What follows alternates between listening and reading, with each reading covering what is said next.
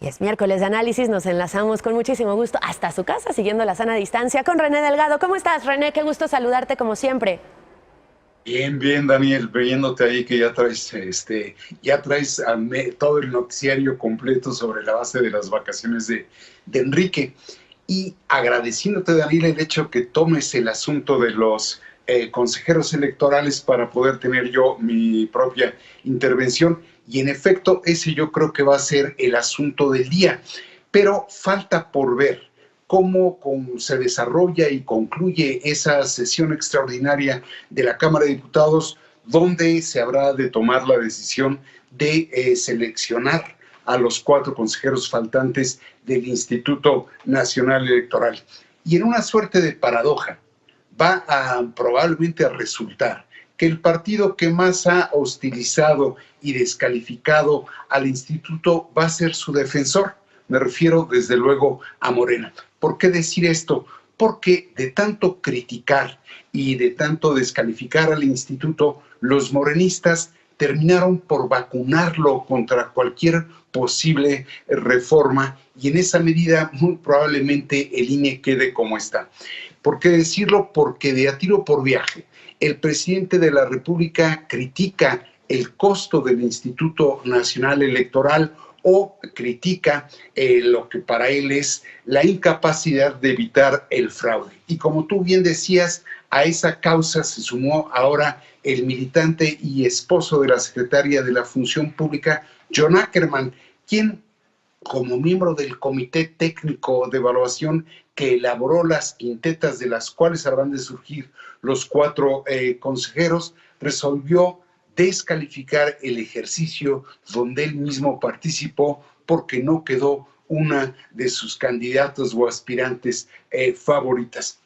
Y en apoyo a esa causa se agregaron más de 60 diputados de Morena, quienes pidieron a su coordinador Mario Delgado que repusiera por completo el ejercicio, cosa que por fortuna al parecer no va a ocurrir porque anoche se dio un acuerdo interno sobre de los propios morenistas para determinar a quienes van a escoger como candidatos. Pero aquí hay un detalle que importa considerar. Se requieren 2/3 del voto de los diputados presentes para que realmente quede validada esa selección de los consejeros electorales. Así que habrá que ver cómo concluye esa reunión y por si eso no bastara.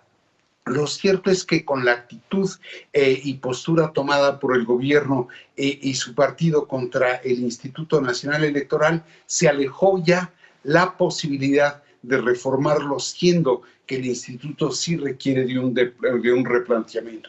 ¿Y por qué se alejó? Por 2 razones. La primera es claro, lo dice la ley, que cualquier reforma electoral se debe de realizar al menos 90 días antes del inicio de un proceso y como tú y yo sabemos, Daniel, en septiembre arranca el proceso electoral 21, por lo que ya no será dable llevar a cabo esa reforma. Segunda razón, porque con la hostilidad mostrada prácticamente contra el INE, el Morena y el gobierno alertaron a quienes no quieren que se toque ni con el pétalo de una reforma a ese órgano electoral. De este modo, Daniel, ya no va a ser posible revisar, actualizar, proponer, negociar y acordar. ¿Qué es lo que hay que hacer con el elevado costo del instituto, el multimillonario financiamiento público de los partidos, la duplicidad y confusión de las funciones del Instituto Nacional con los órganos estatales, la ineficiencia en la fiscalización del gasto de los partidos y la incapacidad para evitar la compra y la coacción del voto?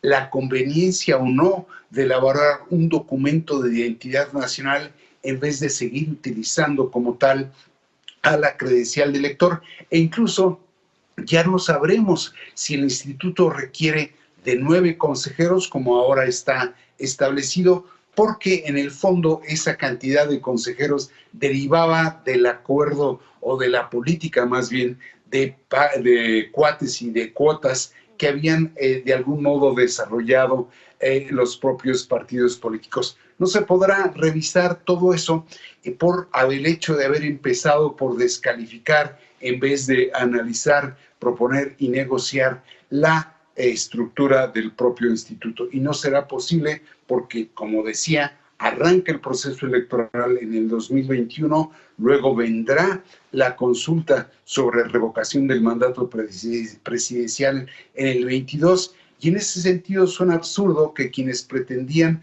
transformar al instituto terminen por conservarlo como está, o quizás la intención solo era descalificarlo y debilitarlo, pero la situación es esa. Habrá que ver, pues, Daniel, cómo termina la sesión extraordinaria del día de hoy, de donde habrán de surgir los 4 consejeros que ahora no tiene el Consejo General del INE. Y en medio la confianza y la credibilidad que podría generar a la gente algo tan importante como el Instituto Nacional Electoral, algo tan fundamental para la democracia.